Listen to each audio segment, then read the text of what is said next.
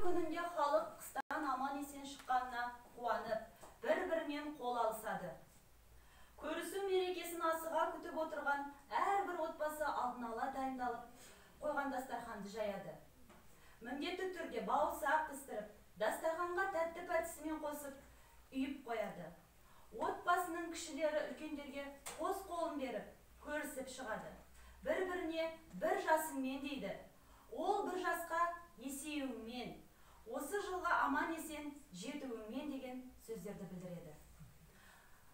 Одан кейін әрбір отбасы көршілермен көріседі. Жасы кіші отбасы мүшелері жасы үлкен жанұяларға кіріп көрісіп шығады.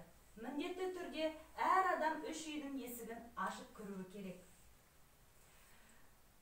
Бұл жоралғы жыл бойы балаларымыз тоқ жүрсін, дастарханымыз аралас болсын, қарым-қатынасымызға сызат түспесін деген ниетпен туған.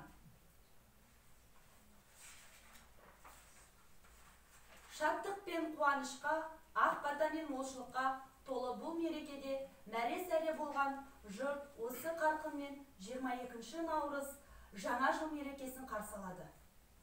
Мерекеге шашу. Қыдырмаев Қайрат ағамыздың орындауында көзімнің мөлдірнай әнін қабыл алыңыздар.